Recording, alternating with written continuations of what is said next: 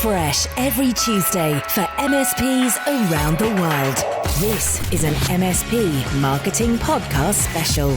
Hello and welcome to a very special episode of the MSP Marketing Podcast. This week, we're doing a deep dive into a subject that many people don't talk that much about, web traffic. Because getting your website set up is kind of almost the easy part, and there's loads of places you can go for help getting your website perfect, but actually you've got to get traffic to your website, and then you've got to turn that traffic into leads, and those leads into prospects, and those prospects into clients, and that's the difficult ongoing bit. If the website is the marketing engine of your business, then web traffic is the fuel, and without fuel, your website is an expensive and useless lump. So most MSP owners don't invest nearly enough resource into driving enough web traffic. The days of setting up a website and people just getting to it, just visiting it, they ended, 20, 21 years ago, the turn of the century. These days, your website will just sit there unvisited. So the trick is to focus on quality and not quantity. You don't need 10,000 unique visitors every single week. You just need 50 to 100 highly targeted, relevant people every single week. The people who are most likely to go on to become great clients for your MSP. Now, as a side note, if you don't know how many unique visitors your website currently gets, or even how many pages they view or anything like that, then install Google Analytics. It's free, of course. It is a bit hard to read, but it gives you an insight into what's happening in your website. And there are a lot of much more user-friendly alternatives to Google Analytics out there. If you just go and Google some, you'll find them. Obviously, there's a cost for that, whereas Google Analytics doesn't cost you anything. So in no particular order then, I've got sort of 10, 11 plus traffic generation techniques that are going to give you the best traffic to your website for your least investment in time and money. Social media. Facebook, Twitter, maybe Instagram, certainly LinkedIn. These are some of the most important ways of driving traffic to your website. With so many people regularly using sites like Facebook and Twitter and all of these, you'd be a fool not to use them to your advantage. All it involves is a little time and effort. Now, once you've set up all of your social media accounts, you just need to attract friends or followers or contacts. And to do this, you just get involved in what interests them and give them information that they'll find useful. Post about stuff that relates to your business. You could give IT support tips. You could talk about your latest achievements, case studies, cybersecurity scares, all of that kind of stuff. Now, make sure that you link all of your social media sites back to your website and also link your website to your networks. You could even add in some kind of news feed widget. Have you seen that? It's where the updates from your social media is shown in your website. The only thing is, if you're going to do that, make sure you only connect the social media accounts that you update regularly. Nothing dates your website faster than someone seeing that your last tweet was May last year. Now, don't use social media as a way of pushing promotions and offers, because that's not really what it's about. It's about building a relationship with people, and people will lose interest with you quickly if you're just pushing and selling all the time. And do make sure as well that if anyone comments on any of your content, that you go back and comment on it as well. In fact, one of the great ways to drive more traffic to your social media profile and then in turn to your website is for you to comment on other people's stuff as well. Reciprocal promotions. Now, setting up reciprocal promotions, which are also known as referral partnerships, setting these up with another business can hugely increase traffic to your website, and it can be very good for credibility with someone else's audiences as well.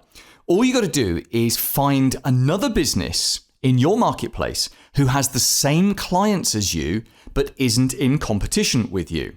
You can see why you would want to do that, because you can then help each other out in a variety of different ways. So for example, you could run cross promotions. Literally, they could promote something that you're doing, perhaps some kind of tripwire offer. A tripwire is where you get someone into the business by selling them something low cost just to get them in the habit of buying from you. And then of course you could promote their tripwire offer to your audience.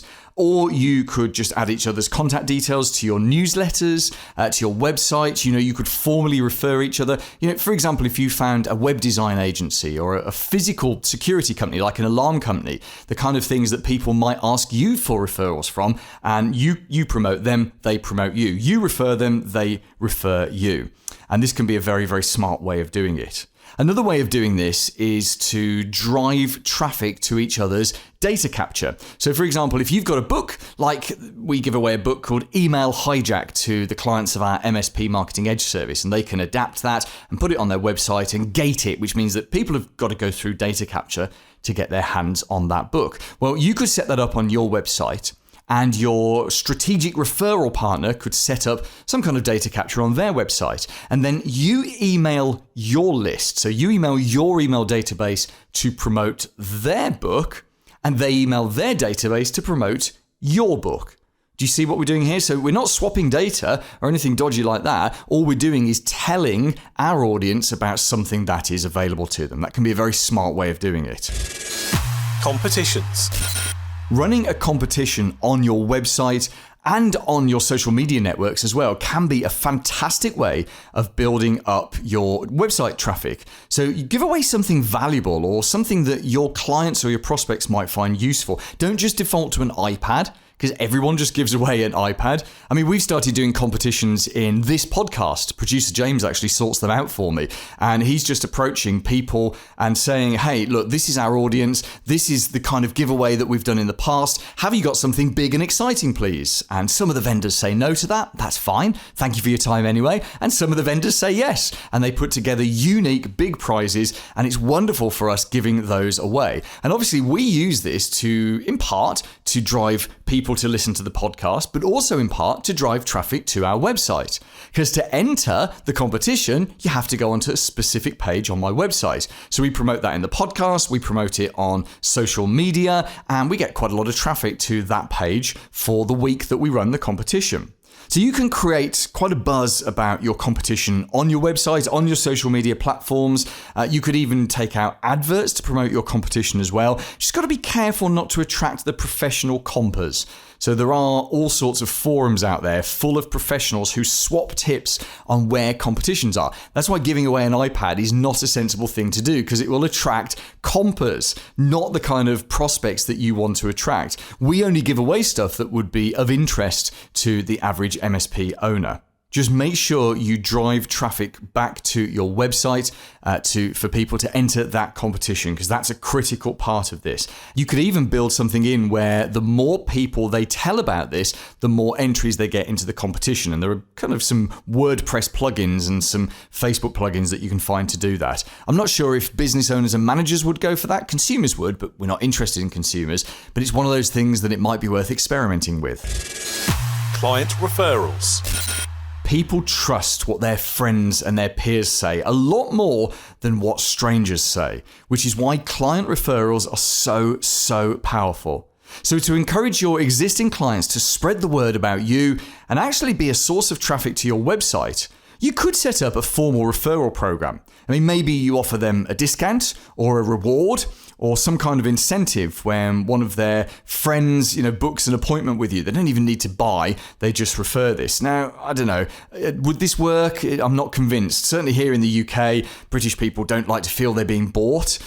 So, maybe you could make it win-win. You know how if you refer Dropbox, you get a bit of extra, whatever it is, a bit of extra storage, and they get a bit of extra storage. Maybe you'd set something like that up so the referrer and the referee get rewarded. I certainly wouldn't reward people for a purchase. I would just reward people for the referral. So if they refer someone to you and that person visits your website or downloads your book or whatever it is, then that's the thing that should be rewarded. I've got to be honest, I think that you don't need to reward people for referrals. There's a great book about this, and I've mentioned it a few times in the podcast. It's called Unstoppable Referrals by Steve Gordon. Go and read that. It talks about putting together a referral pack. And of course, that referral pack, which could be a book, could be a pack of materials, but that would be hosted on your website, and therefore referrals turn into website traffic.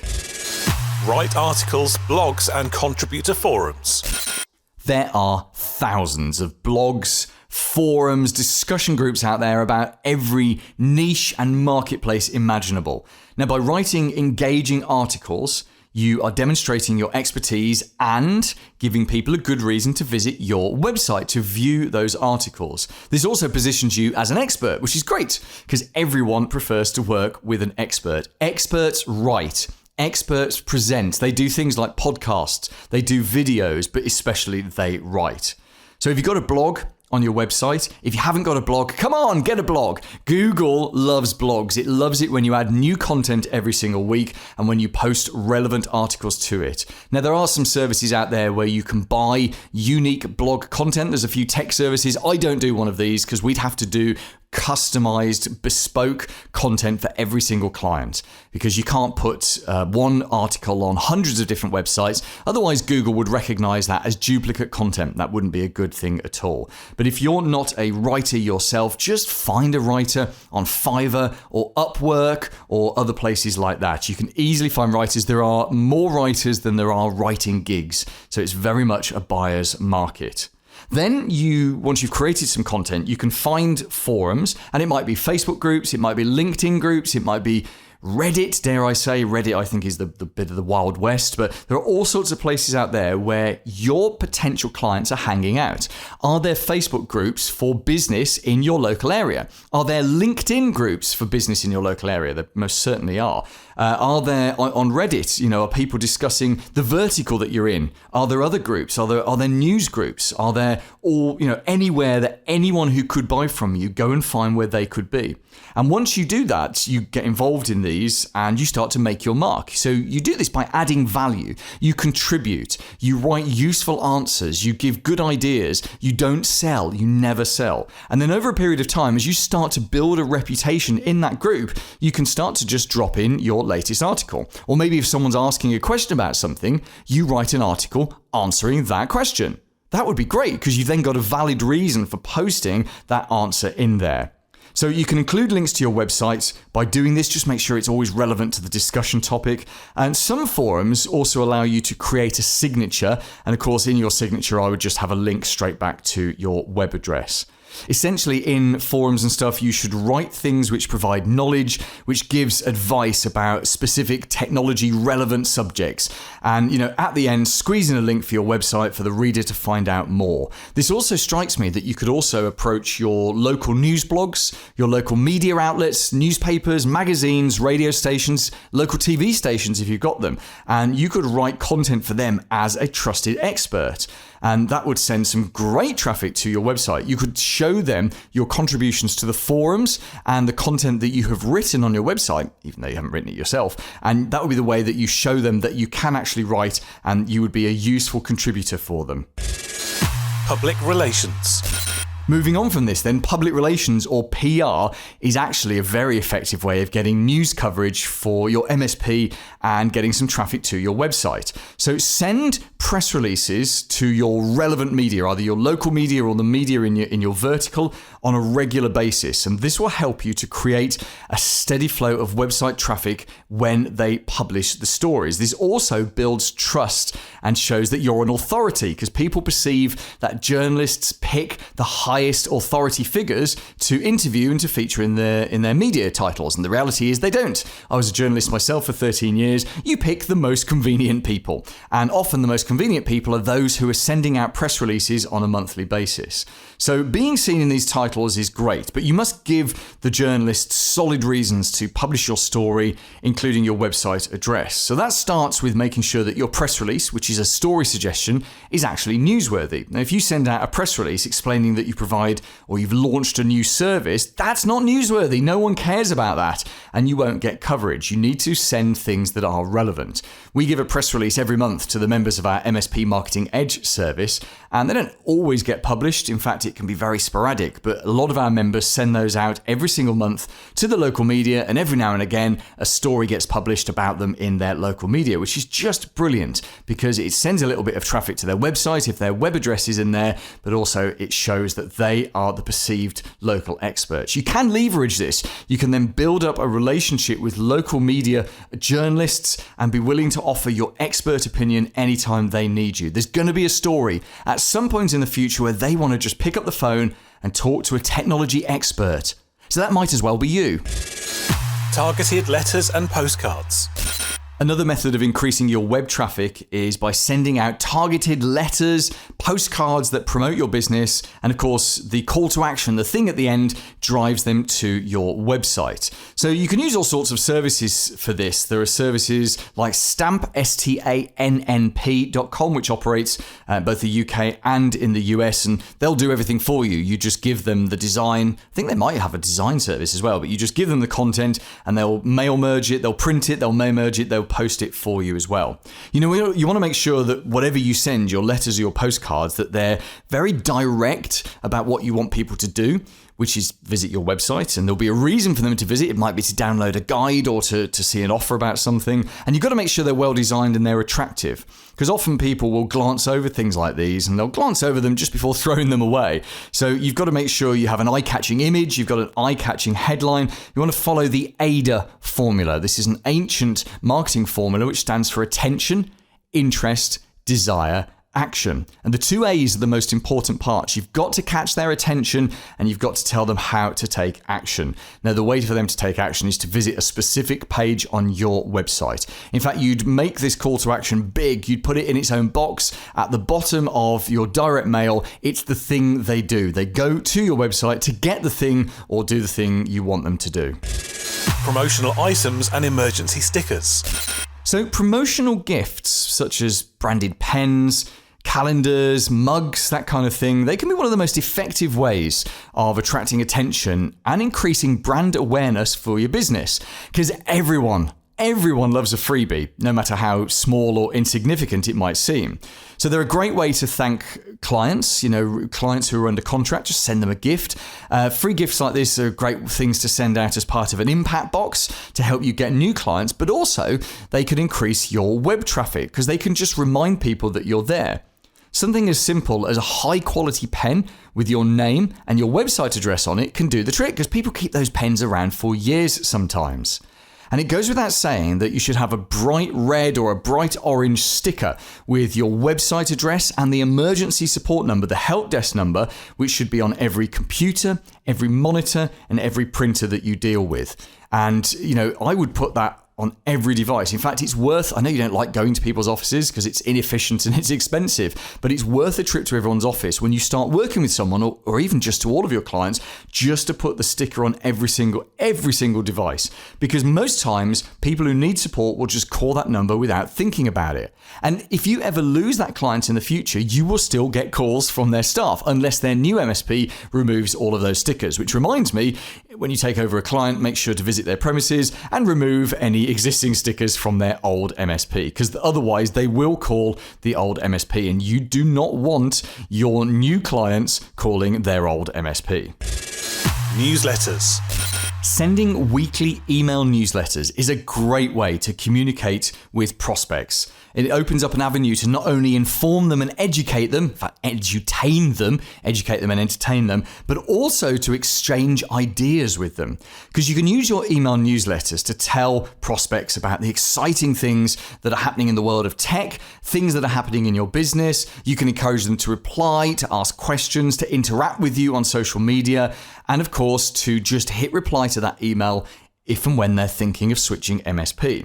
So you've got to make sure that your newsletter is concise and it's original. People will not spend a huge amount of time reading through a long, wordy newsletter. What they'll do is they'll just scan your email for kind of nuggets of information that instantly appeal to them. I prefer the idea that you have just one idea in one email. So you send out one subject, teach them about one thing in each email newsletter. And in fact, the other thing I recommend is that you get people to click through to read whatever it is you want them to read about. So let's say you've got a subject that's in your email newsletter, you actually make it a blog article. You create a piece of content, you put it on your blog, and then you send out the email, and to read it, they've got to click to go through to your website. So this becomes a source of web traffic. What you do in the newsletter, in the email, is you just put the first few sentences kind of to whet their appetite, and then they've got to click to read the full article. This is what I do, by the way. If you are not on my email list, go on to paulgreensmspmarketing.com. There on the homepage, you can request a copy of my book, which is called Updating Servers Doesn't Grow Your Business, and you're then in my email list, and you'll see that when I send out my weekly email with new content that's on my website, you have to click through to read it. And that's primarily, in fact, that's our biggest source of web traffic is, I've got a list of about 3,000 MSPs, and my biggest source of traffic is the day I send that out, and we get, several hundred people visiting the website. Now, another advantage of this is you can track what kinds of articles your audience are most interested in, because the more clicks you get and the more people reading something shows you those are the subjects of what, that's where their worries and their fears are. But also you'll know which of your readers are most engaged with your content, and you can track this in your CRM. The more someone clicks something and the more they read on your website, the more engaged they are. Phone those people. Paid for advertising.